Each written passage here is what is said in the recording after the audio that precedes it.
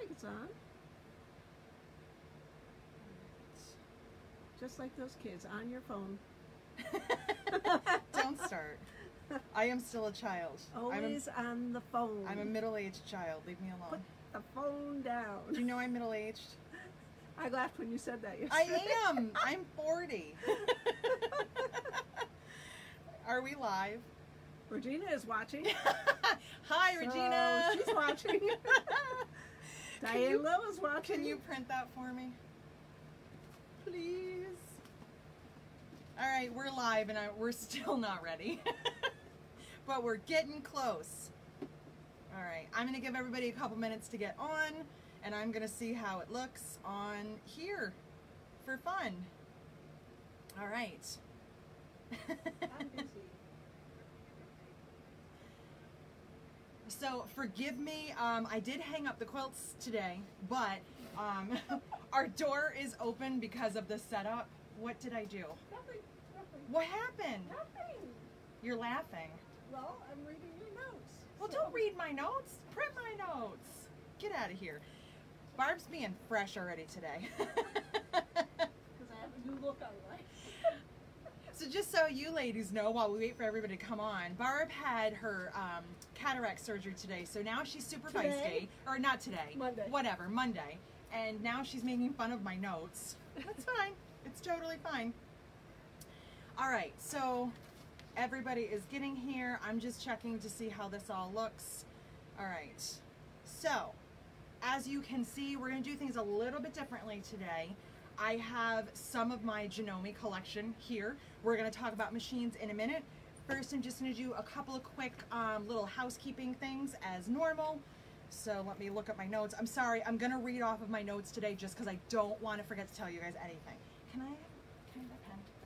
Thank you. Mm-hmm. Okay, so good morning. As always, like, follow, and share if you would like to do that. Tonight at 7 o'clock Eastern time, so 4 o'clock West Coast time, I am actually going to be doing my second Facebook Live of the day. It will not be on my page. It will be on the Pennington Quiltworks page. I will try to link that later so that if you want to watch, you can. So I'm not sure exactly what we're talking about. I think we're just kind of doing an interview. And I'm just realizing I didn't plug my microphone in, so I hope you guys can hear me. Let me just sneak off and do that. I'm telling you, the humidity has gone to my head, and I have no idea what's happening right now at all. But since I have a lot of talking to do, let me plug this in. I can hear me on Barb's phone, but just in case you have any hearing difficulties, let me do this. It wouldn't be me if I didn't mess something up. Hang on. Something extra for you to trip over later, Barb. Oh boy. I can hardly wait. All right. Really up close.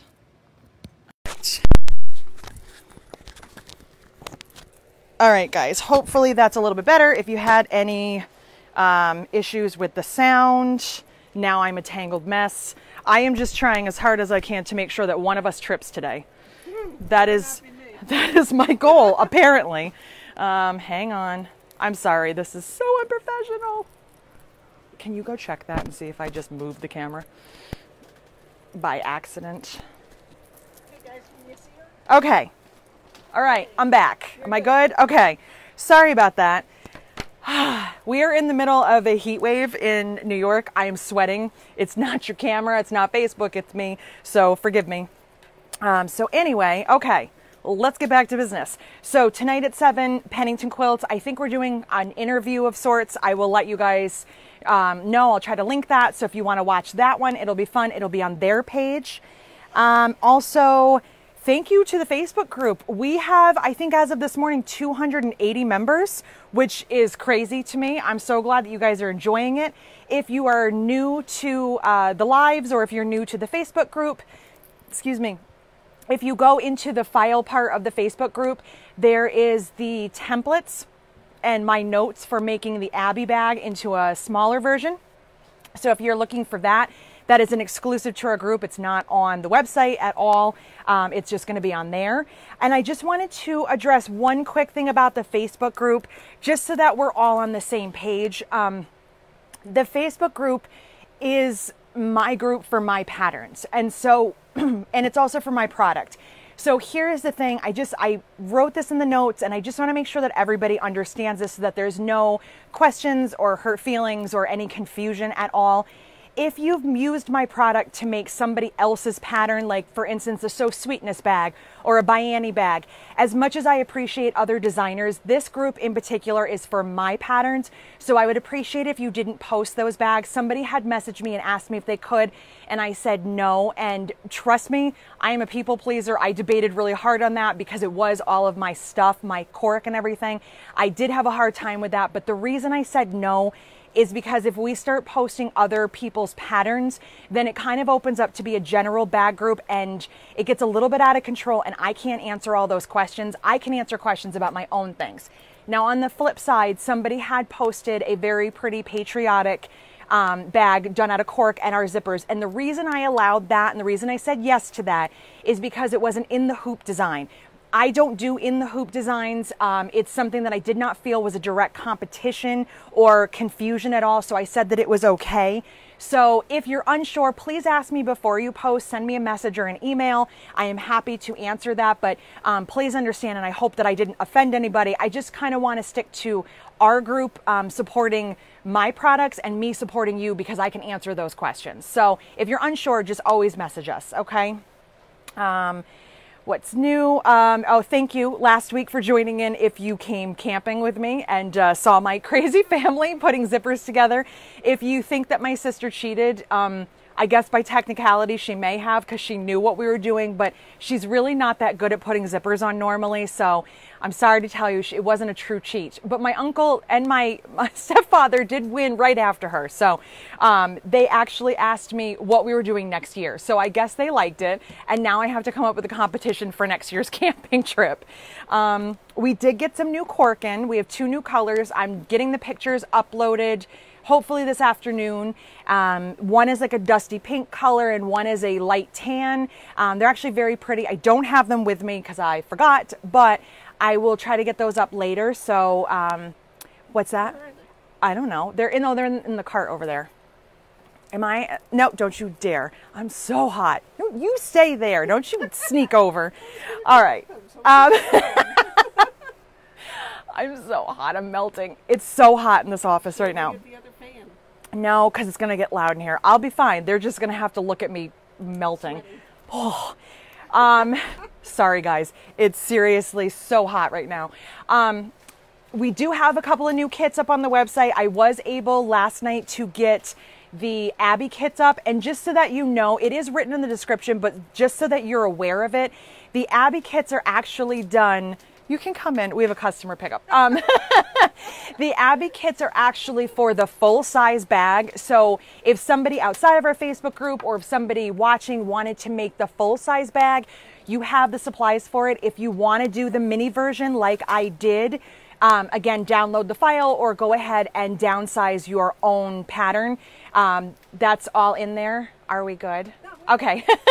Barb's just still checking because I can't see myself today. I didn't want my machines to be backwards. And last but not least, and then we're going to talk about machines, is the 30 days of giveaways. You still have a few weeks to sign up for that. Thank you so much to everybody that's already done that. I'm super excited. We've got a lot of participants. I would love a few more because like I said, we're donating to a local animal shelter and I just think it's going to be a lot of fun. So if you haven't signed up yet, you have a couple more weeks. It starts, I believe, July 24th. It's a Friday. All the details are on the website, right on the homepage. Right underneath the note that says we still don't have the login feature available. I am trying desperately to get a hold of my website company. So that is all the housekeeping. So now we're going to get into talking about Janomes. And I did write some notes just because I wanted to make sure I had everything in front of me, what I wanted to tell you guys. Before I get started here, first of all, this is not sponsored by Janome. These are my own opinions. I was not asked to do this. I am not being paid to do this. I just want to make that very clear. These machines, these 3 right here, I own them. These are not one of the ones through the Maker program that I'm part of. That was something I had mentioned to you guys last week.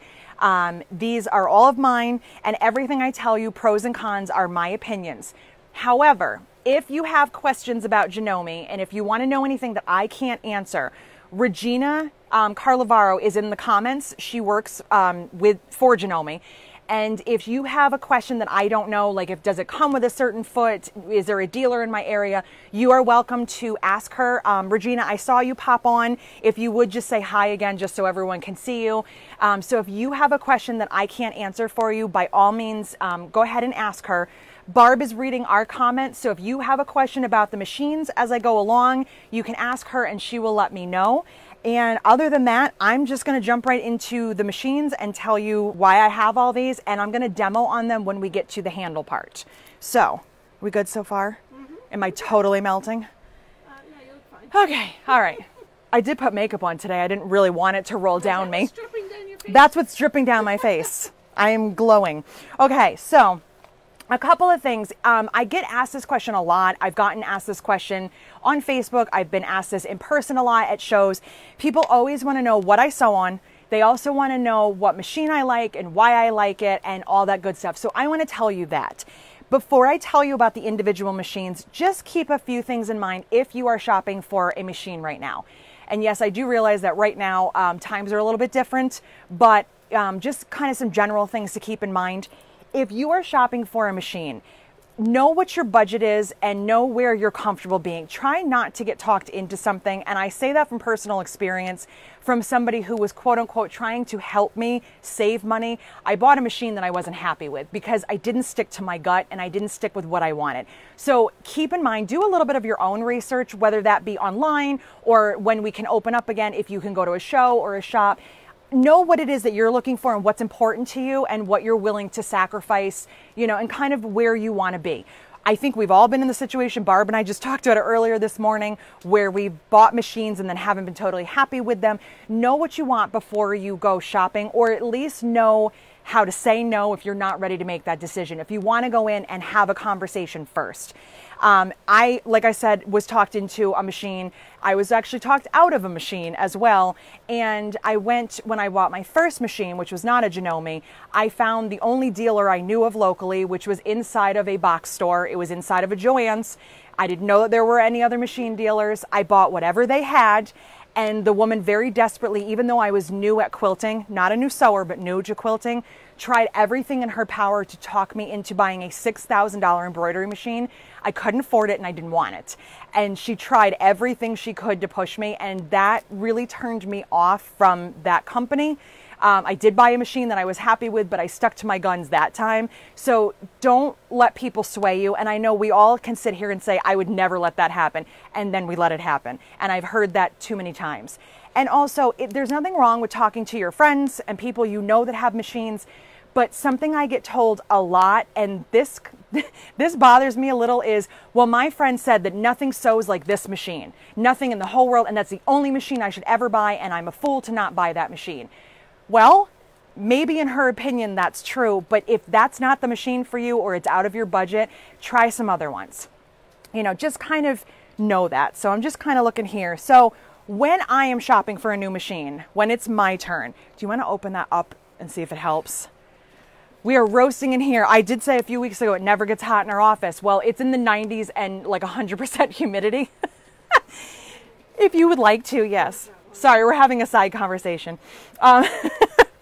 There was a woman at a show once that told me that it doesn't get humid in New York, and if it does, it's only for a little bit. And I'm sorry to tell you, but she was wrong. We are just in the beginning of this. It's going to get worse. So anyway, back on track. So when I'm shopping for a new machine, some of the things that I look for, I want to know what feet it comes with, because I know that I like a 1/4 inch foot that has a guide on it. So like this one, this is the foot that I like to sew with, that one right there. I like the little metal guide on the side. Some people do well without it. That's the one that I prefer. I want to know if it comes with it. I want to know how much extra feet are. And that's one of the things I love about Janome. Their additional feet are not that expensive, where some of the machines can be really, really pricey in buying their feet. A machine I had a long time ago was $150 for a walking foot. You know, these are things that I want to think about for the future. How much are they and what does it come with? I also, because I'm a little spoiled now in having a higher end machine, I like scissors on my machine and I like a needle up and down button. Those are very important to me because I sew with them every day and I use the scissor option a lot. I like a knee lift. It helps a lot if the machine itself doesn't have the pivoting option on it, which my machine at home does. And I will talk about that a little bit more when we talk about the specifics. And also how much space do I have in here? What's my throat size? What's the overall weight of the machine? Because if I'm going to carry it anywhere, I want to know how heavy it is. And also, what are the other accessories it comes with? Does it have a table? Does it have, anything fun that comes with it? Is there a special deal? I try to, look into all that. One of the things too that I will highly recommend, and I know that this doesn't work for everybody. I know some of you don't live in a place where you have as many opportunities. Try to buy from a dealer as much as possible. And the reason I say that is because when you need more stuff or when you need help or when you're, looking for classes for that machine, especially like if you have an embroidery machine or a serger, you want to know where you can go locally. I am fortunate that I have a few Janome dealers and I have my favorites and I go to them because if I don't have a relationship, at least I can go there if I need to have it cleaned, but I'd rather form a relationship and be at a dealer where I'm comfortable. So just a couple of things that I look for.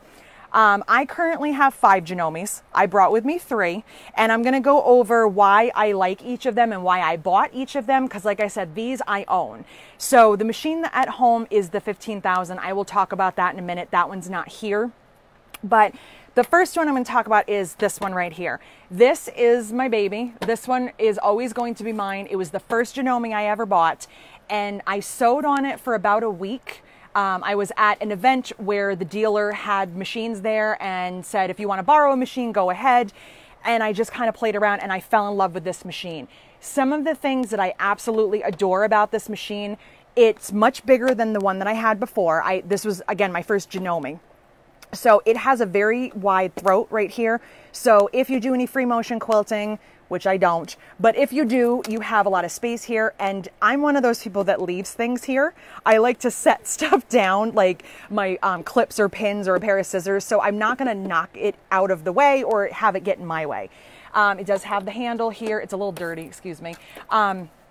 It has right here, it's called the AccuFeed, and I know you probably can't see it from where you're sitting, but it has this ability where it has a built-in walking foot that I just have to engage, and I love that because I never liked the walking foot, like an actual walking foot, because I find them clunky, and I always forget how to put them on, and they're not always the best at getting an accurate seam allowance. So this one has the built-in walking foot, and it has different feet. So I can do a 1/4 inch foot that has the walking foot ability on it. And I love that. I have a few of them. This is a 7mm machine. That means that it's the widest I can do on a stitch is 7mm. So that means I have room on the left and right to move my needle over. This also has scissors. So it has the scissor function right here. It has needle up and down. I'm out of camera now, aren't I? That's okay.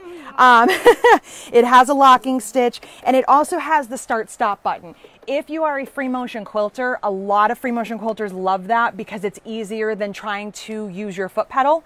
I don't use that function nearly as much as I should, but if you do any free motion quilting, a machine like this is really great for that. This machine, when I bought it, I don't remember what I paid for it, but it was within my budget. And what blew me away, because I didn't know a lot about Janomes to begin with, was that what I got in this machine for the money versus what I had in my old machine for what I spent, I got so much more out of this, and such a bigger machine and so many extras. Now you'll notice it's red. When I bought this, it was when it had first come out, so it had the red front. I think they now have a white front. It came with the table, which I don't have on right now because it's big. It's a big plastic table. It came with a bunch of things, and I was really impressed by what I was getting for the price. That's something that made me fall in love with Janomes very early on. And I told you guys a couple weeks ago, I do have a relationship with Janome. I am a Janome maker, but these were all purchased before that happened. That's why that relationship works so well, because I already loved the machine. I mentioned to you guys a couple weeks back that if you are looking to get into business and looking for business opportunities, know what you're getting into first. I already knew the Janomes. I wasn't just picking a random sewing machine company and hoping I liked their product. I already knew that I liked it. So this machine I sew on when I'm here. You guys have seen it in my YouTube videos. I'm going to sew on it today and show you some of the features that are easier to show you when I'm sewing.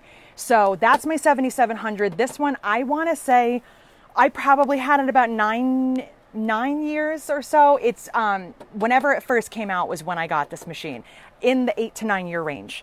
Let me see if I wrote anything else down. So one of the cons of this machine, I will say, it is heavy. It's not so heavy that it's like too much to carry, but if this is the machine you're going to take back and forth to class, it can be a lot if you're carrying it a lot.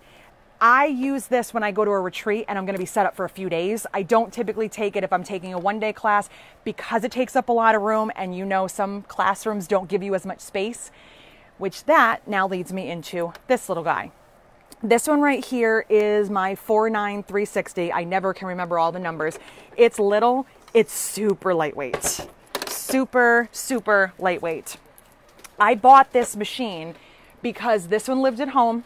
It was big. I didn't want to take it out. I really only want to use it when I have the table, so I don't want to have to drag all that when I go to a class. I wanted something I could take to a class and also something I can take when I was traveling. You guys remember I used to travel all the time. And so when I was going, you know, across the country or wherever I was going, if I needed some hotel sewing, if I had some projects to work on, this one I bought because it came with a bag. It's super, I mean, it's super lightweight. I think it weighs 11 pounds. It's very, very light. And I bought this one because it had the scissor function. So this doesn't have a table. This doesn't have a knee lift. It has minimal stitches, which I only use a couple anyway, so I'm fine with that. It's a computerized machine, but it's not like this kind of computer. It's just really, really simple. Has the speed control. Everything is done over here. It has needle up and down, locking stitch, and scissors. It's about as basic as you can get, but I made sure to buy the smallest and least expensive model that I could get with scissors. And this was the one I found, and it's red, so it matches my other machine. That was by chance, but I like to match. Barb's laughing at me and shaking her head. Whatever. But it's cute. They're red. There's no, oh no, there is. It's got, yep, yeah. So it does have a free arm. And let's talk about the free arm for a second before we get to this big guy right here. That is also very important to me because I'm a bag maker. I like my free arm because this right here is how I can get nice top stitching. You guys always comment and always ask me about my top stitching. It's because I have the free arm. That helps me because I can concentrate on looking down at what I'm stitching instead of trying to work it this way from the inside. And we're going to talk about that in a second here. But the free arm to me is very important for my everyday sewing. So I really like to have that. Both of these have that. My machine at home has that. Sometimes it can be a hindrance for me when I don't have one. There's always ways to work around it. So this is my little guy. This one right here, again, I would say the cons on this one is not having a knee lift and not having a table. I believe, and I could be wrong on this, I could probably get a table, but I can't get a knee lift. And the only time that that's an issue is when I forget and I keep moving my leg and nothing happens. So I have to be lazy and actually lift the foot. Oh well, it's not a big deal. It's my little machine. I actually leave this at my local quilt shop so that whenever I'm there, if I'm sewing or having a class, I have a machine. So I actually grabbed it last night and brought it back. But this is my little guy. It comes everywhere that I go just because I can. It's easy. It's easy to take. And it has a cute little purple bag. I saw Barb writing questions, so let me see if she has anything for me before we go further. Terracotta. Okay. Have you tried the Continental M7? I knew somebody was going to ask me that. Have I tried the M7? I have. And why don't I own it? I will tell you in a second why I don't. Why I ended up getting this one instead of the M7. I have sewn on the M7. I was actually there, and you were there. You probably don't remember. We were at the show where it was revealed. And let me tell you, Janome can keep a secret because I remember the dealer had asked if they could just keep it on their table covered. And then when it was ready, show it off. And they said, no, it's a big secret. They made a big deal out of this machine and it's worth every single penny. It's an amazing machine. And I'm going to tell you in a second when we talk about my HD9 why I didn't get it. Okay, because the M7 has way more features than the HD9. And I'll explain that to you in a second. Again, if there's specific questions about that, Regina might be able to answer that better. Somebody said the focus was off, but it's fine here. It's not the focus, I'm sweating. So it's because I'm melting. We also have horrible internet problems here, so something could have bounced out. But as far as we can see, our focus is good. So I'm sorry if you had any issues. Let me just take a look here. Okay, I talked about those. Okay, I'm gonna just talk quickly about the machine that's not here before I get into this one. And then we'll also talk about the M7 and the 6700P, because those are all, in my brain, similar machines. The 1500 is the one that I have at home. It's the one that I have talked to you guys about. It's the one that has an embroidery unit on. It's not included with the machine. It's a separate package. But because it's my loaner machine, I do have the embroidery unit as well. The 15,000 is a 9mm machine. So it's bigger than this machine, and it has a wider foot than this machine. So this one and the 15,000 can't swap feet because they have a different millimeter size. The 15,000, as far as the sewing aspect, does pretty much everything that this one does, except it is obviously a newer one. It's a 9mm and it has the embroidery. But somebody had asked me, like, you know, what I like about that for bags. All of my Janomes sew bags amazingly. This little guy, this little tiny machine, can go through layers of cork with no problem. Every Janome that I have is fine with sewing bags. They all take the thickness very well. The 15,000 also takes it very well. It does the embroidery and everything. The downfall of the 15,000, it's big and it's very pricey. I think I looked on the website last night and the MSRP on the 15,000 is like $12,000. I know that that's not what you're going to pay for it. That's just like the suggested retail, and that's without the embroidery. So it's an expensive machine and it's a beast, but that machine and this machine can go through layers like nothing. Yes. This is just a quick question. So we want to know, what's the number of the second machine you showed? This one, the little guy, so 7700 49360. It doesn't have a name or anything. It's just a 49360. That's this one. This is the HD9, and we're going to get to that in a second. So one of the other things, again, I don't have it here to show you. I'm sorry. I'm so hot right now. Okay, thank you. The 15,000, I don't want to say that this is a bad thing. It almost tries to help you a little bit too much. It tries to make you use the correct feet and use the correct needle plates, because it has 3 needle plates that it comes with. It has a straight stitch and it has a couple of others. It's very set in its ways as far as stitches. So if you pick a 1/4 inch stitch with the 1/4 inch foot, depending on what needle plate you have on, it will not let you go too far to the left or right if you want to adjust and do like a scant 1/4 inch or a wide 1/4 inch. That's not a negative once you figure that out. It's really just telling you that if you do this, you're going to break your needle. And when I show you guys on here how I use my stitch in the ditch foot, that was the thing that threw me off. It wouldn't let me go all the way to the left with my needle. And I was like, what's wrong with this machine? There's nothing wrong with it. It's trying to make sure that I don't do something dumb. So Janome's got your back. So that's the 15,000 that I don't have. And now I'm going to talk about this one. Yes. Ugh. Somebody wants to know if you know what the retail price is on the 7700. No, I do not. If it's okay, and that's an okay public statement, I will ask Regina to talk to you about that. I don't know the prices because, like I said, I bought this machine quite a while ago. I bought it from a friend who owned a dealership, so I'm sure I got some kind of a deal on it. And I know that now it's not red and they've changed up the accessories that come with it, so I don't know for sure. One thing with Janome, and I don't know if this is true for all machine companies, once they get to a certain point with a machine, or they've kind of upgraded or replaced the model, some of them are online machines and some of them are dealer only. So Regina says the 7700 is no longer available as a new model. It's no, oh. Well, I'm so sorry. The 7700 isn't available as a new model. I think because they did the 8900 and then the 9400, which were, I know, the upgrades from this. So I'm sorry. Regina, that's why she's here. I invited her to make sure she could answer that. That's how old this machine is. They don't even make it anymore. I'm ancient now. All right, let me take a drink because I'm dying, and then I'm going to talk to you about the HD9. Okay. Do we have any more questions? The comparative models with comparative models. I need a drink. 8200 and 9400 are the comparative models. Okay, 8200? Yeah, and 94. Okay, so Regina just said in the comments that the 8200 and 9400 are going to be the comparable models to this.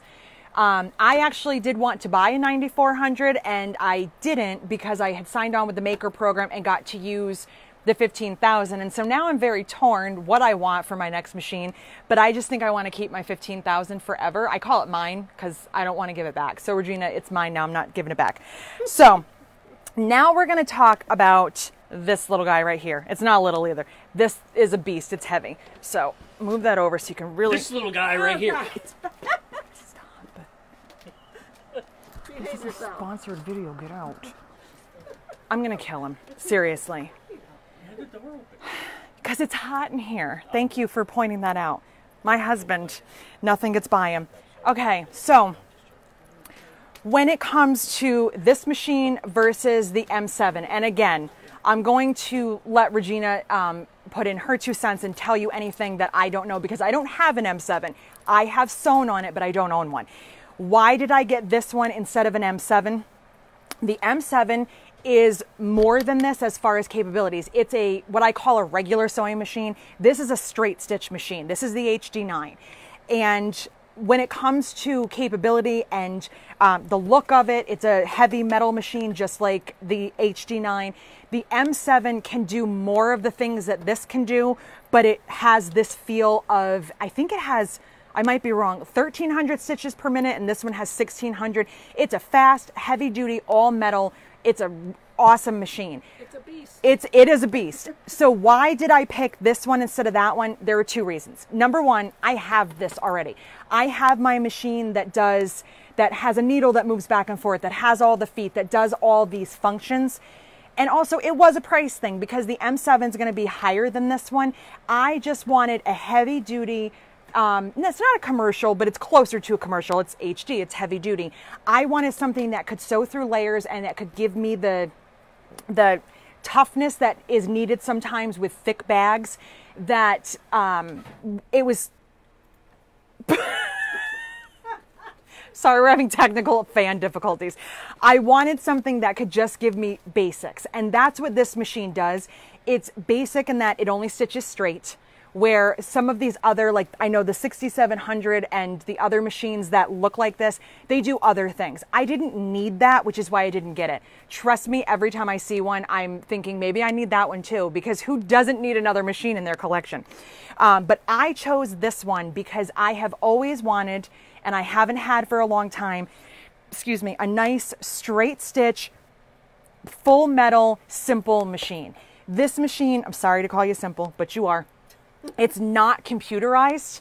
It doesn't have a lot of functions. It doesn't, you can see there's no stitches here. There's no, zigzag or anything. The needle only moves forward and backwards. And when you're making a bag, that's all that you need. I'm so sorry. You can't see what's happening off camera. I can change the stitch length. So it's great for going through thick layers, and I can change it from a regular stitch length to a long stitch length. This is great also for quilting as well, but this is not going to do all the things that this does. This has scissors, they're over here. This is actually your reverse, is this right here. So this machine is set up a little bit differently than your standard machine. As a teacher, I can go into pretty much any classroom and I can thread a machine. Even if it's not a Janome, you can put it in front of me because most machines thread pretty similarly. It goes over, down, up, and then through the needle.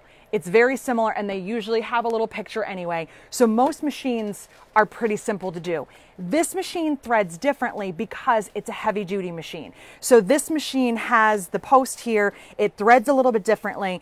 And once it's in, that's it. I don't really have to do anything else with this. Over here, this is my stitch length. So I can just kind of rotate it.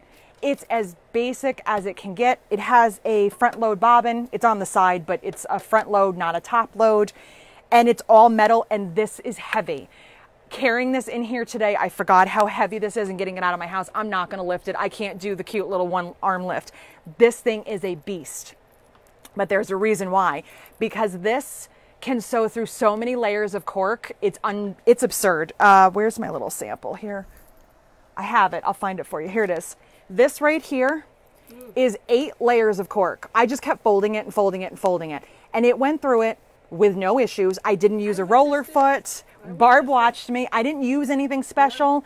And I just sewed it. So if you're looking for a bag making machine, something that you're going to use for strictly for bags or just for easy, quilt piecing, you can do a 1/4 inch seam on here. This is a great bag for that. This is not going to be the machine that gives you the decorative stitches or that does all the fancy things. This doesn't have all the extra accessories. It's basic. It's very, very basic, but I could not be happier with this machine.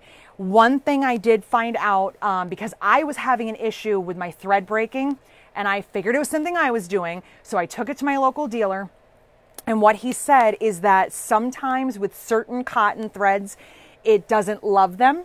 It would sew slowly, but it really needs something a little bit more substantial, and that makes sense. This machine is, wait till you hear it hum. It's heavy. This machine, I'm using a polyester thread. I've had 0 problems. When I use a cotton thread, I have to sew a little bit slower, but it's because it just really wants to go fast. This is a gazelle. It wants to run. It wants to go as fast as it can. This one's a little bit slower. She's fine with hanging out. So I am using polyester thread, and I mean, look at what I'm sewing through here. I don't anticipate making a bag with 8 layers of cork, but if I want to, I can, and this machine is fine. It comes with this foot, which you'll see later. Barb's going to come behind me with the iPad so you can see. It comes with this foot right here, which is great for 1/4 inch and 1/8 inch. I did buy a few extra feet to go with it. I do have the 1/4 inch foot. That's not it. I don't know where I put it, but I do have a 1/4 inch foot with a flange. The one thing about this machine, this is a quick release foot. You just pop a button and then you pop the foot back on. This one, because it's a different style machine, you do need your screwdriver to take the foot off. But for the most part, I only use 2 feet and I'm fine with just leaving the one on. I changed to this one because I wanted to show you guys. I don't know what I did with the other foot. I think it's in my bag. But that's, I guess, if you want to call it a con on that one, that you have to change the foot a little bit harder. It's a little bit, you have to always have a screwdriver is where I'm trying to go with that. Other than that, you don't need a lot for this machine. This is not the machine that you're going to spend all your money with accessories because there aren't a lot and you don't need a lot. So I love this for bags. If I'm making a bag and I'm exhausting this machine, which rarely ever happens, but if I'm doing something and this machine's like, it's a little too thick, this machine will take it with no problem. This one hangs out in the office. This one is at home, so I can use my embroidery machine and then make a bag on here. I am going to turn these around when we talk about handles because that's the other topic for today. And I'm going to show you how they both sew, and I'm going to give you some top stitching tips, which is something everybody always asks me for. So Barb's looking at questions. Let me just check my notes and see if there's anything else that I didn't tell you about Janome. Let's see. It was nice to see Eric. It's not nice to see Eric. Eric's a pain in the butt. She is photobombing. Always, always. This is why we can't do anything serious around here because of him. So, oh, and one other thing, one other machine thing. If you like to use a thicker thread, like a real heavy, heavy thread, if you see right here, there's the stitch guide or the threading guide.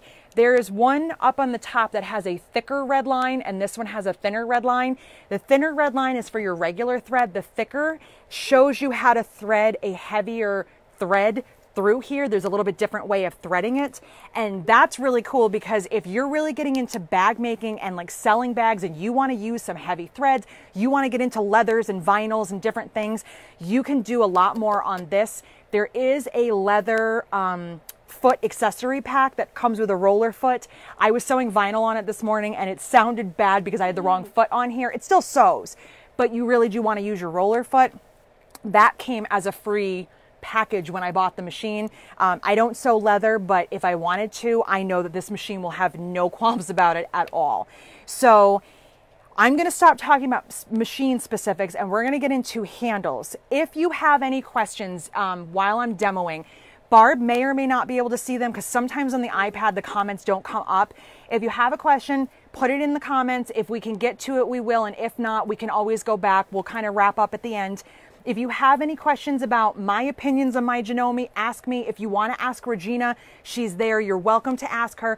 And if you are, if you're not already watching, if you go onto the Janome Facebook page, they have a bunch of groups and they do, I think, 3 videos a week. They do tons of videos. So if there's something you want to know or a question you want to ask, the Janome people are amazing at answering them. I'm in a lot of the groups and I see that as soon as there's a question, boom, like that, there's 3 Janome employees that tell you the answer to it. So they're a very helpful company if you need something. So don't feel like you're going to be left in the dark. And I think that's it. You were talking about the thicker thread. Regina did make a comment not to use the thread cutter on really thick thread. That's, I see, and I don't use a thick thread, so I didn't know that. What Regina had said is if you use a thick thread in here, don't use the thread cutter. So, and that's minimal. That's an easy thing. Just think about this kind of a machine as going back to the basics. This is like kind of like the machine I learned to sew on, where it went forward and backward and it did real basic things, but it was a beast and it did its job. This one's a fancier version. The 15,000 is a little bit fancier. They do some different things. So, excuse me for a minute. I'm going to flip my machines around. Barb's going to move you guys. She's going to move you as slowly as she can. So hopefully you don't get any, motion sickness. But if you want to grab a quick drink of water, go right ahead. I'm going to move some stuff and then we're going to talk about handles. All right.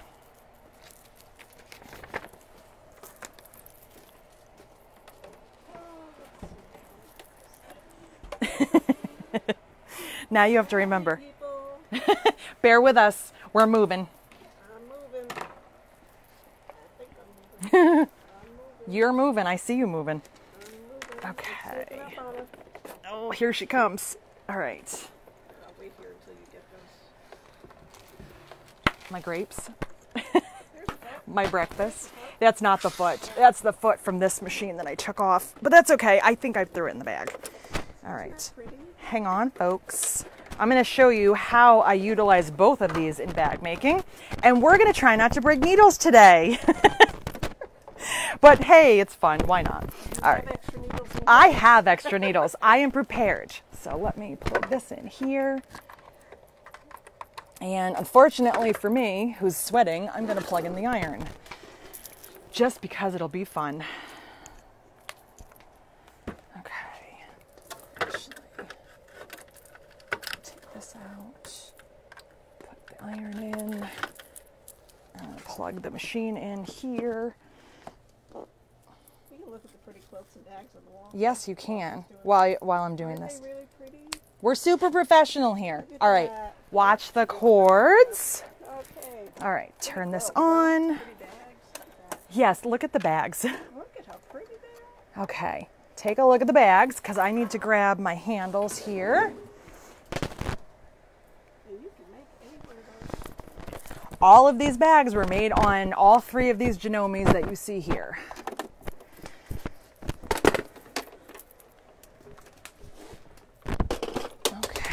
We're almost there, folks.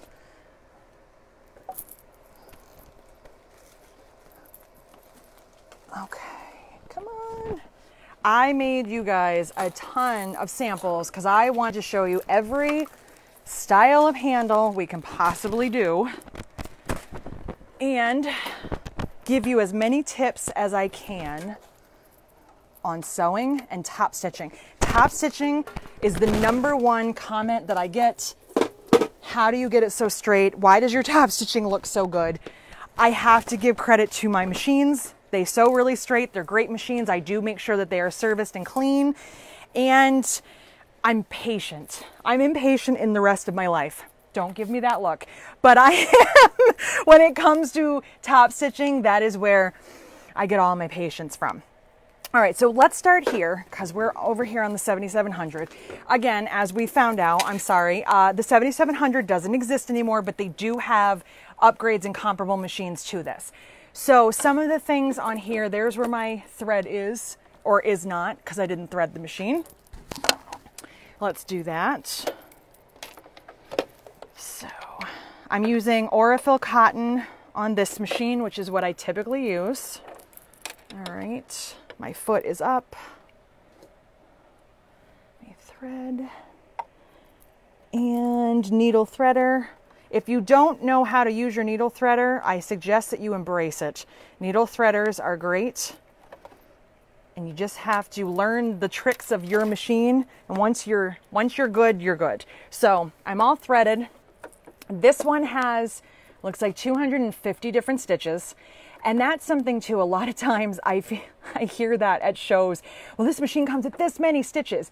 That's great.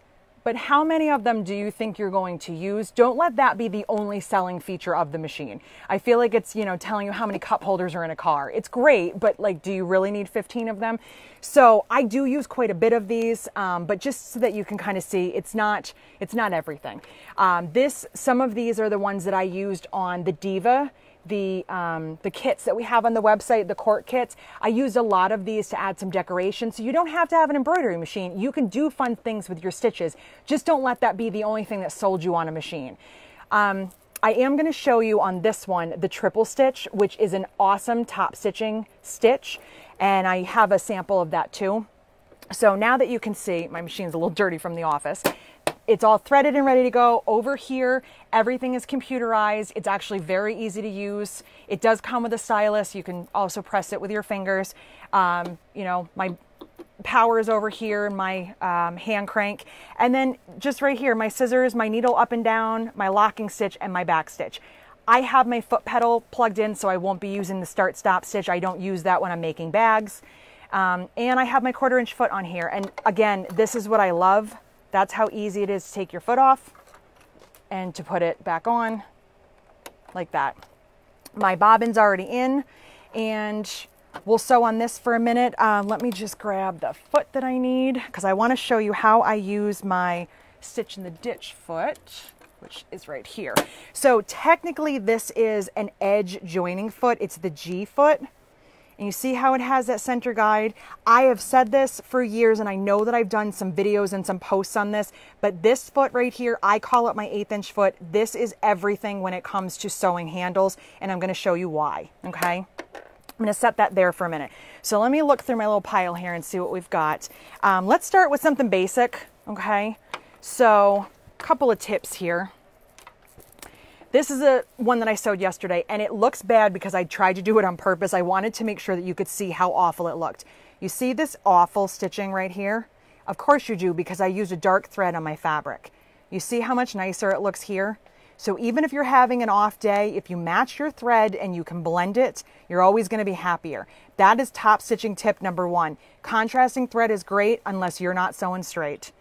So keep that in mind. Sometimes it works and sometimes it doesn't. I have another one here that I used a contrast and it was fine. This one, I tried to not pay attention because we all do it sometimes. And then we look and go, well, that looks terrible. I don't want this on my purse. So if you're having an off day, or if you're not confident in how straight you can sew, try to blend. That's tip number 1. All right, so let me grab my notes here, because I wrote a whole bunch of notes here for you guys, and I don't want to forget anything. So when it comes to cotton, and you'll know this in any of my patterns, whatever width you want to be the finished width. So if you want a 1 inch handle, you want to cut your piece of fabric and interfacing 4 times that. So this right here is 4 inches. This is going to give me a 1 inch handle. I'm going to show you just real quick how I fold this. I know that you guys have done this in the patterns, but just so you can see. And yep, I'm already interfaced, so I'm just going to come here for 1 sec. I'm really making Barb work today. So I have my interfacing side up. Is it bothering? You want me to turn it off? Well, it's glaring on some of the shots. Okay, well, let's turn it off. So I'm just going to press right down the center, fold number 1, and hold on. It's bouncing off the machine. Let's see if that helps. Okay. And then I fold in towards the center and press. And then again. So when I made my very, very first bag, I do not remember what pattern it was, but I remember how I made the handles because I was scarred by it. We made tubes and we turned them right side out. And that is not for me. I just can't stand making a tube, especially if it's short, it's one thing. If it's long, it's so hard to try and turn that and get it even. I'm just making myself sweat more with the steam, but it's terrible. But that is a basic cotton handle. So this was 4 inches, now it's 1 inch. So now that I'm ready to sew, I'm going to show you guys how I do my top stitching. So Barb's going to come right over my shoulder here, okay, and give you a couple tips on this. So first of all, I'm going to go up to about 3.2. So I increased my stitch length. I didn't do anything with my width. I have my 1/4 inch foot on. I get asked a lot, does it matter if I do the 1/8 inch or the 1/4 inch first when I'm top stitching? It really doesn't matter. It makes no difference. So, and I didn't bring my knee lift. There is one for this machine. I am going to put my needle down. I always sew with needle down. And I'm going to take a few stitches and I'm lined right up on the guide. Okay. I'm not going to sew the entire thing. I'll just show you. Okay. And then I'm going to do the same thing on the other side. I'm trying to use a knee lift and there's no knee lift here. It doesn't work. Stop kicking me. Barb doesn't lift the foot for me. All right. And I'm being sloppy with my threads because I'm just trying to show you guys quick. I have a lot of stuff to show you and I don't want you to have to be here for 7 hours watching me. So I did my 1/4 inch. Now that's too far away from the edge for me. I don't like that being open. So that's why I do my 1/8 inch. So I'm going to take my 1/4 inch foot off and I'm going to put this G foot, the stitch in the ditch or edge joining foot. And I'm going to move my needle all the way to the left as far as it will go. Now, what I was telling you before in the 15,000, this will only go so far. It won't go to 0, 0. It still works, but it's because of how that machine functions. I'm leaving my stitch length alone. I want that still at 3.2, and I move this to 0. Now, when you see this foot, I don't know how much we'll pick up on camera, but there's the guide that's in the center. I am going right up against that guide. So when I do this,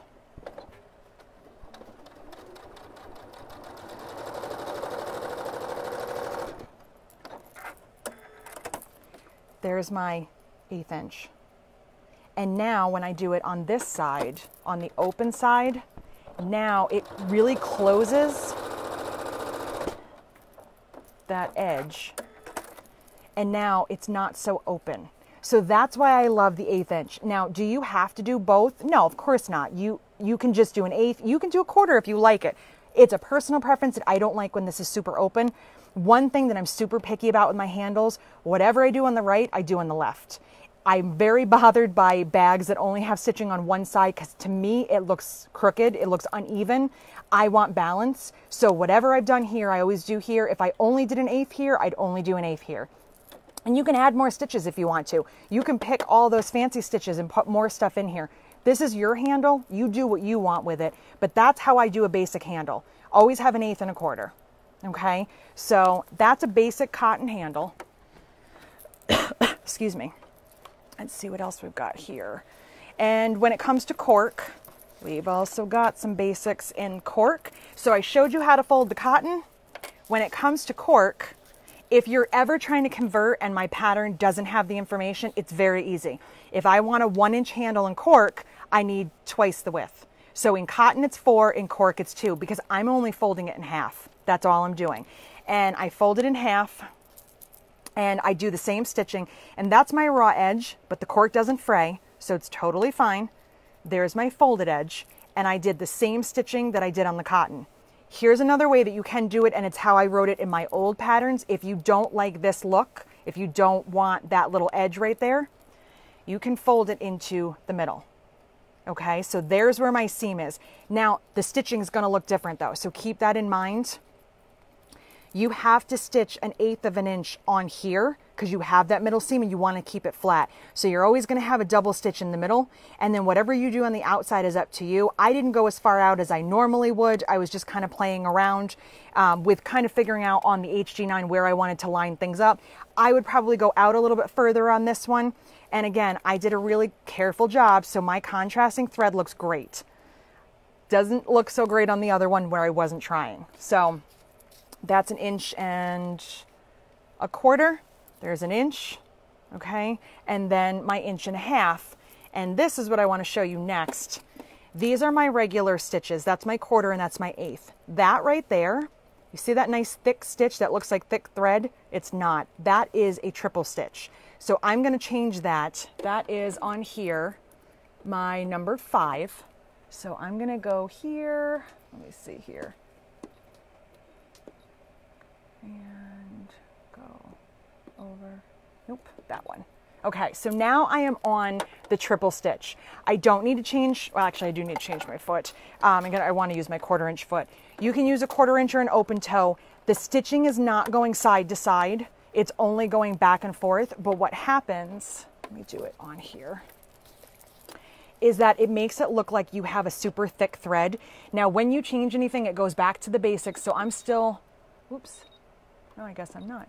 There we go. Okay, got my stitch length and okay, let's go ahead. If I can press the foot pedal. Okay, let her stitch a little bit.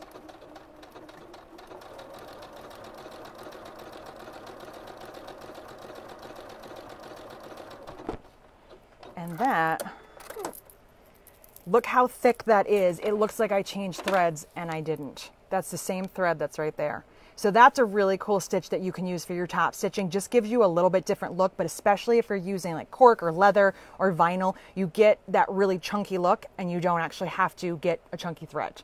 So little something there. Regina just posted that she did this on her test bag of the Evie bag that I showed you guys a couple weeks ago.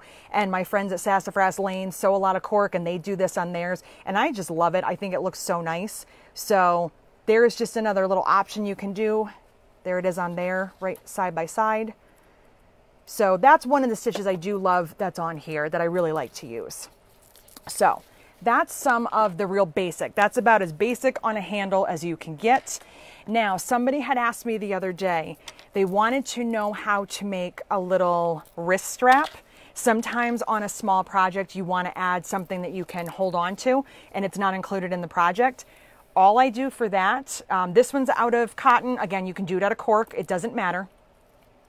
Is I took a 2-inch strip. I had to think about that for a second because I want a 1/2 inch finished. I've got the little D-rings and the little swivel hooks. So what I'm going to do here, I'm just going to cut off a little piece from my tab. Cut off about 2 inches here. I'll show you how to do a tab in a second. I'm going to take my swivel hook. Okay, so I've already prepped this. Obviously, because it's really narrow, I only did 1/8 of an inch. I didn't do any extra stitching, and there's no decor bond in here. It's just a piece of cotton. So I'm going to say that this is what I want outside with the pink stitching. So I'm going to turn this right sides together like that. Make sure it's not twisted. There we go. Okay, pink sides together, and I'm going to stitch about 1/8 of an inch here. I'm not going to change my foot back. I'm just going to leave. Let's go back. There we go. And okay. I apologize because I can't see all the comments while I'm doing it. So Karen is looking. If she sees anything crazy, she'll let us know. All right, so I'm just taking a few stitches back and forth. I'm just going, you know, forward and back about 2-3 times. I lock that in. If I have any little loose threads, I'll cut them off. For time's sake, I'm going to ignore that. And then I turn this so it's the side I want facing out. I put that little seam right in there, and then I stitch.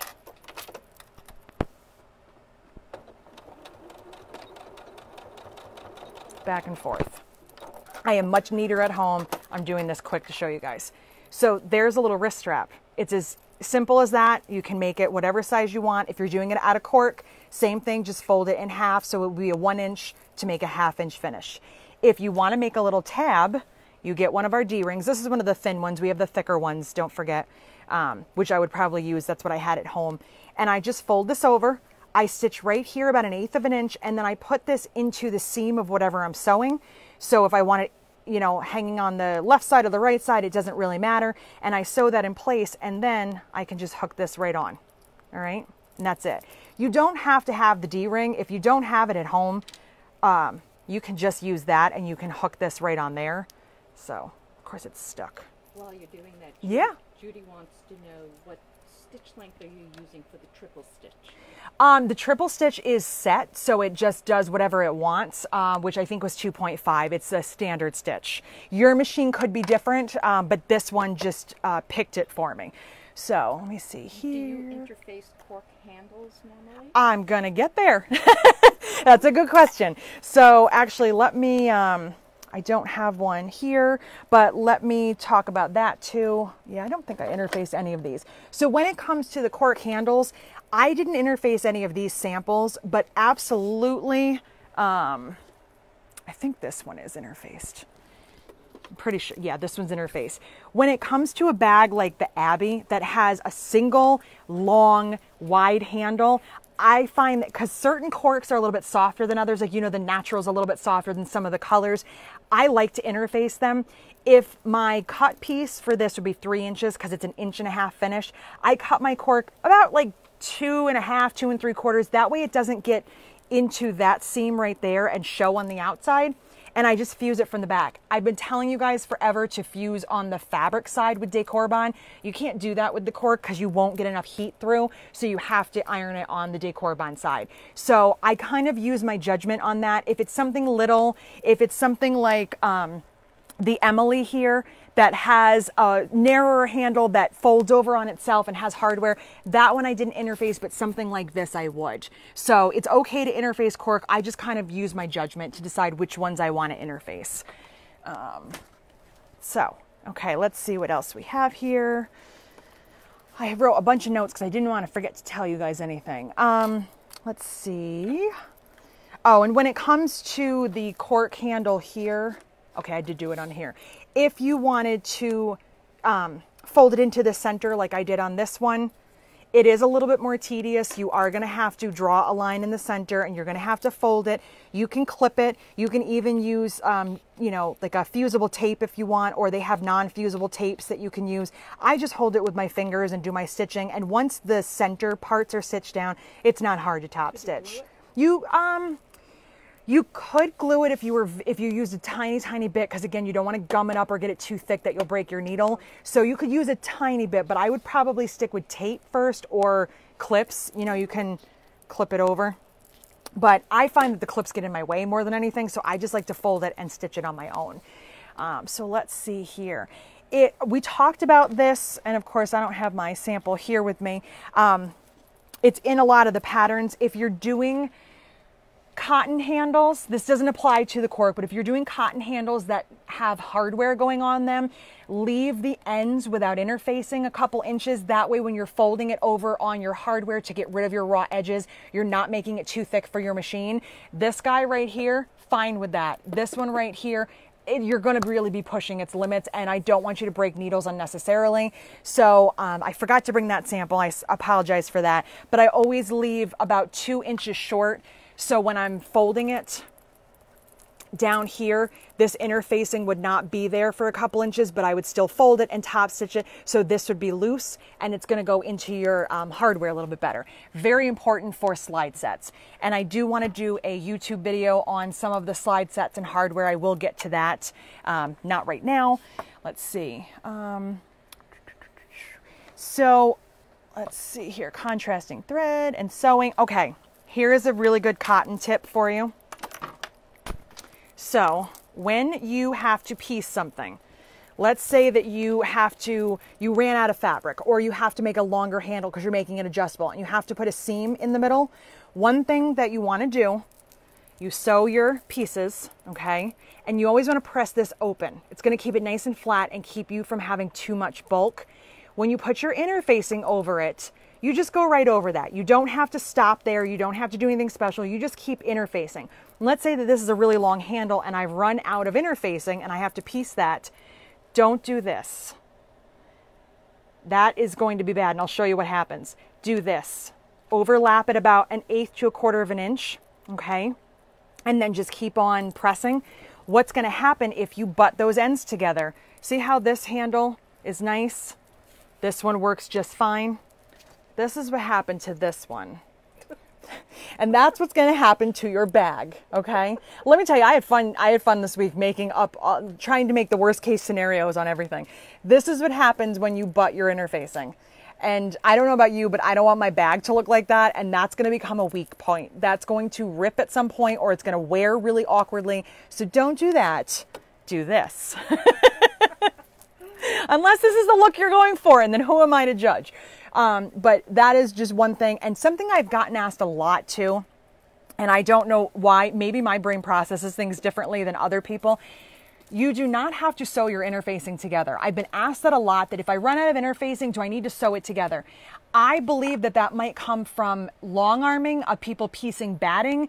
It is not the same thing. This is a fusible product, so you do not have to by any means sew these pieces together. You just overlap them a little bit and keep on pressing. That's the great thing about using fusible products. I've gotten asked that in a lot of classes, and I have never even thought in my mind to sew interfacing together. Maybe if you're using a non-fusible, but just remember, don't butt it. Don't butt it or it looks like that. Let's see. What else do I have written down? What size needle do you usually use for that? What size needle do I usually break on camera? Previous week. That was a long time ago. I was wearing a sweater then. Typically, I use a size 80 or a size 90 if I'm doing a lot of thick stuff like on this machine. But I find that a universal or a, not a top stitch, a micro text, because it has a really sharp point. Those are the two that I tend to use, and usually I have an 80 and every so often I might have a 90. I don't go smaller than that for doing bags because bags are thick and so is cork. But I also have never found that I've needed a jeans needle. I have a package of 100 needles just in case, the 116s I think they are, just in case I ever need it, but I personally have not ever needed that. So 80 to 90 and I think you're in a safe zone. Let's see, what else? What else? Oh, 2-color cotton. I'm going to finish up cotton and then we're going to go to cork. And that's not 2 colors. Where'd she be? Okay. If you have made the train case that's in the magazine right now, and surprise, the next project is coming out, I think, in the next week, so I will let you guys know. This is very similar to that handle where you saw in the magazine, I had white on one side and navy on the other. And this is super easy to do. I have my pieces already cut right here. So again, inch handle, I need this to be 4 inches across. So my blue and my coral are each 2 1/4. So you cut half your width and add 1/4 of an inch. I sewed them, I pressed it open. I'm going to put my interfacing on here the same way I normally would, and my first fold is going to be right on that color line. I fold my edges in and I top stitch, and that's how you get a 2-color fabric handle. Okay, so I think that might be everything for fabric. Let me just double check because I've got some cork tips to give you. Let's see, Karen's reading the comments. I told you that.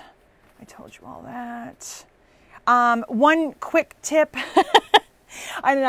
is, again, like I had said with the cork, if you interface your cork handles to cut your interfacing short so it doesn't stick out on the sides, I actually do that a lot on my cotton pieces as well.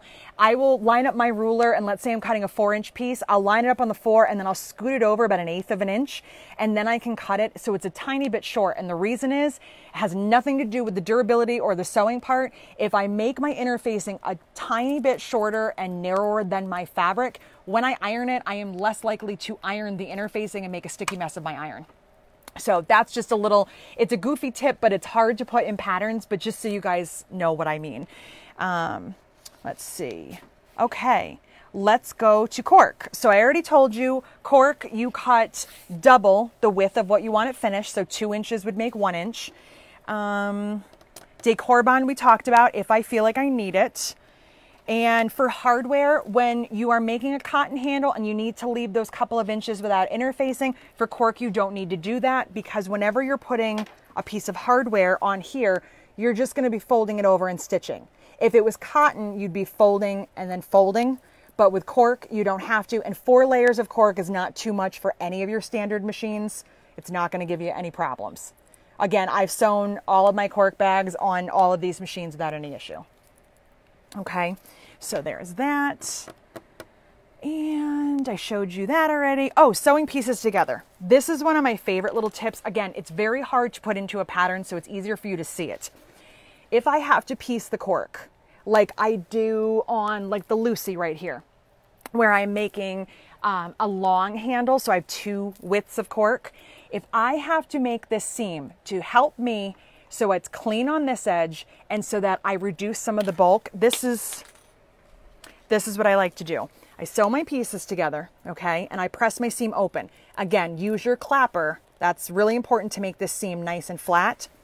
And then I take my scissors, and I don't know if you can see that, Barb. I snip like that. okay, I make this little V at the end. I'm not cutting all the way into the stitching because I don't want that to come out, but I stitch that, and then when I fold this in half, it looks so much neater on the edge, and I don't have all that bulk right there, and then I can just do my top stitching, and that is what I did on here. And you see from the side profile, it's not lumpy. If I push it to one side, or if I don't do that, the edge gets a little funky and it gets kind of thick. It's nice and flat. Just an FYI, if you, it's kind of weird, but somebody's watching you on a full, big screen TV. Oh dear Lord, you can really see me sweat then. Well, I'm really sorry that you did that to yourself. I thought you might like that. No, I really didn't want to know that. Now I'm sweating more. I am not a sweaty person, but this office is like 1,000 degrees right now. Okay. And Karen's all cool and Barb's all cool. And I'm like, I'm real cool. So, okay. No, you're fine. I'm joking. You're fine. Okay. I think it was Diana had asked me, and I know Lori had also asked as well, about doing the rolled handle. Well, the faux rolled handle. So when you are looking at Miss Ellie here, okay, and you can see how it's nice and skinny right here and wide at the bottom for the hardware? This is what I call a faux rolled handle. And the reason it's faux, it's fake, there's nothing in here. Your rolled handle, especially if you were buying a commercial bag at a store, has some kind of a piping, sometimes even a plastic tubing. It has something inside of it that makes it really round. I don't want to do that because I'm lazy, and that's really the only reason. I'm lazy. So I just wanted to make a cute little skinny handle, but I still need to make sure I have room down here to attach my hardware. So what I did on this one, okay, and I'm going to scoot over and actually do this on the HD9 so you can see it go through all the layers of cork. Okay. So what I do here for the prep work, I still prep my handle the same way. I still folded it in half. There's my raw edge. I did my top stitching. I try to stay as close to the edge as possible because I don't want to get in too far. I try to stay nice and close. This one I didn't do the best job on, but you guys will forgive me. So I finished my handle, okay? It's all top stitch and ready to go. And then what I'm going to do is use a pin. I know there's one right here. And I'm going to measure from the end about 2.5 inches. So I'm just going to measure that quick. Roughly, okay? And I put a pin in there. That is going to be my no-sew area. I don't want to sew that because I want to leave that open down here like I did on this one. That's going to be where I attach my hardware or attach it to the bag. You don't have to attach this to hardware, but if you're going to put this in a bag or sew it on the front of a bag, you need to have a flat area, okay?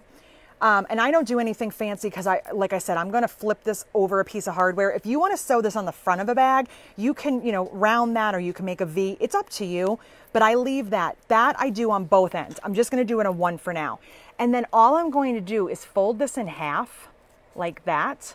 And now I'm going to sew through all 4 of these layers. My 7700 and my little machine both will sew through it fine, but I want to show you how the HD9 sounds because this thing hums and I love it. So I wanted to show you what it's like sewing on this guy. Move him over. Okay. So again, I have a knee lift, but I didn't bring it with me. And I'm just going to get this situated. I like to get it under the foot before I sew. And get it right where I think the needle is going to hit. Kind of line that up. And then I put my foot down and I take this pin out. That way I know that it's where I want it. You can clip this. It can be a little awkward sometimes holding it, but it's up to you. I'm just going to go ahead and start. And here's the thing. When you are using a computerized machine and you hit your back stitch, usually you'll take a stitch forward and backwards. Not on this machine. When you want to go backwards, it goes backwards as soon as I hit that lever. So I can't go super fast on this because I have to hold it, but I mean, I just love that. I love how it sounds. Now the scissors are a little loud, but look at that. I didn't even look at my stitch length. Oh, I'm like way over 4. Okay, it's a very long stitch length on this one. But this machine, no problems at all. And just for fun, I'm gonna sew on a nice big thick piece of cork. so you can see. Here's my single layer. There's my double. Okay, 2 layers.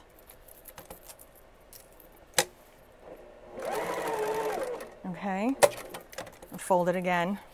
There's my 4 layers.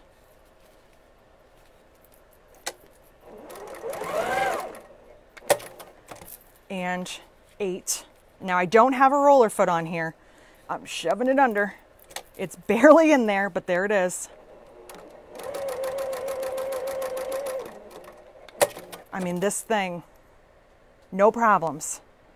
And when you really get going, my husband says it sounds like a freight train because it's so loud when you get going really fast on this thing. If you can sew straight and fast, then by all means. So that's it. So that's my HG9. Again, needle up and down. I always leave the needle in down position. The knob is right here to adjust my stitch length. And I have the speed control right here and a bobbin winder. And that's pretty much it. That's about as simple as this machine gets. I think that might be, let me see, look at all my notes. Oh, I have one more handle to show you. Okay, and this one was fun because I wanted to do this for a while. So I made a fabric and cork handle, okay? So just for something fun, if you want to add a little durability to your cotton, add a little print to your cork, there's 2 ways that you can do this. It's totally up to you. This way right here, I have the raw edge of the cork and I have no raw edges here on the fabric. It's folded over. Okay, I'll show you how to do that.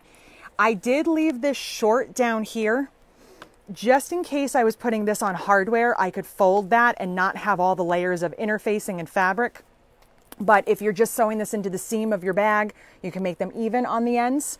And then you can also do it this way, where you have the finished edge, it's folded under, of both of them. This one is going to be a little bit more time consuming. It's a little thicker, but I did this on the 7700 with no issues. And here's what I did. Your fabric is going to be prepped the same way regardless. My fabric is twice the width. Let me double check that before I tell you wrong. Yes. So my fabric is twice the width of my finished handle. I did interface it because the fabric by itself is a little bit too flimsy. And all you're going to do is fold those edges into that middle line. I drew that on the interfacing and give that a really good press. Okay. And then you're going to take that. And if you want to do the raw edge cork, you cut this the finished width. So this is 1 inch. So these edges are folded. I put this just like so. You can clip it. And then I do my top stitching. If you don't want the raw edges of the cork, you're going to do the same thing you just did here. You're going to cut the cork 2 inches, so double the finished width. And I think that was one of those pieces I was sewing was for. So you're going to take your cork and you're going to fold those edges over. Now the cork isn't going to want to stay when you press it. So you can either clip it or you can use, I use fusible tape on this sample. I fused my edges down. There's also a tape, and I cannot remember the name because I don't stock it anymore, that is not fusible. So you just put it down with the pressure of your fingers, pull the paper off, and push the cork onto it. You can do that as well. Whatever you need to do to keep those edges folded so it looks like this. And then again, you're just going to put those wrong sides together and you're going to do your top stitching. So I did iron the cork and I did use the fusible tape. If you want to do some stitching on the cork first and then add it to the fabric, it's up to you, but I like doing them all together. So that's just a really simple tutorial on that. I will do some of these as more full tutorials and do them as a YouTube video in the future if you guys want. That way you have a reference, but again, we'll save the video here. So I think I'm done sewing. Barb's gonna hook back up onto the tripod. We're gonna check questions. Sorry, guys. Here, you want to do it? Yes. Or I drop it? Yes. All right. That's what happens when you're short. All right. Oh, there we go. Okay. So do you want to check and see if there's anything else? Yep. All right. All right, guys. Can you see me? Am I back in with my sweaty head? This is delayed, so Okay. So I think I'm back in. Maybe you can see me. Maybe you can't. But that right there was everything I can think of to tell you about handles. Oh, one other quick tip, and I didn't do that on here. When you are ironing, especially when you're ironing a long handle of cotton, turn your steam off. Use the steam, but turn it off, because when you have your fingers down trying to press fabric and that steam hits you, it just doesn't feel good. So I turn my steam button off, and then as I'm going along, use the button to use the steam. That way, as I'm trying to fold fabric, I'm not burning my fingertips. Does the 7700 have a separate bobbin winder? No, it's, yes, yeah, it's up here. Well, the 7700, the bobbin, you wind the bobbin up on top of the machine. It's not separate as in a separate unit, if that's what you mean. All of the Janomes have the bobbin winders on the top.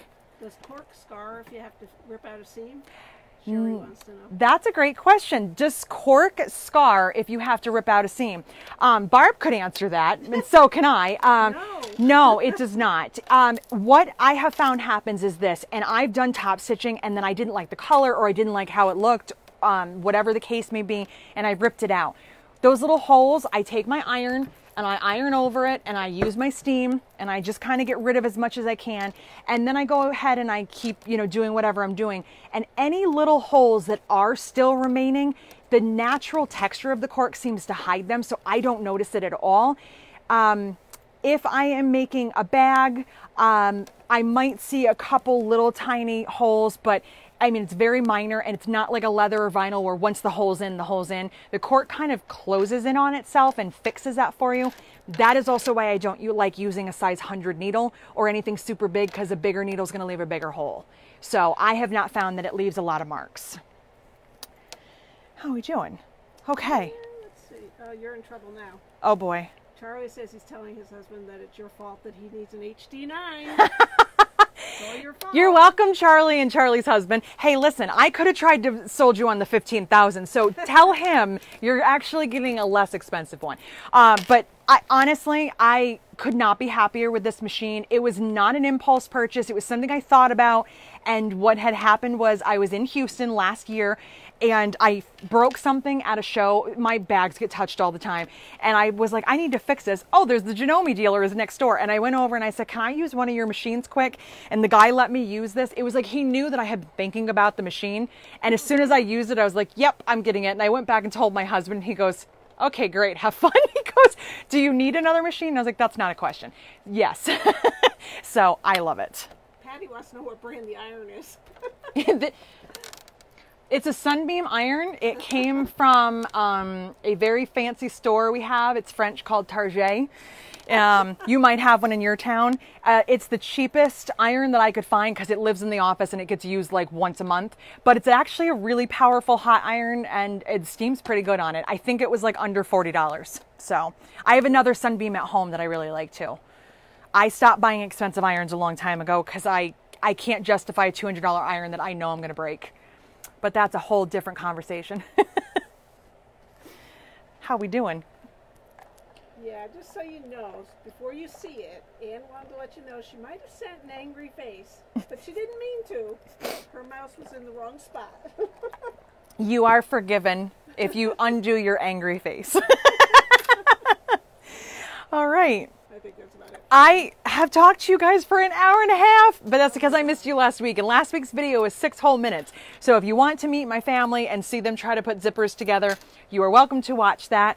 We're going to call it a day. If you have any other questions for us, by all means, leave it in the comments or send me an email. And like I said, we're getting back to demos and learning stuff. So we will be learning some more stuff next week. I think that's everything. Don't forget the 30 days of giveaways if you're interested and haven't done that yet. And I think we're going to call it quits. So have a great weekend. Bye.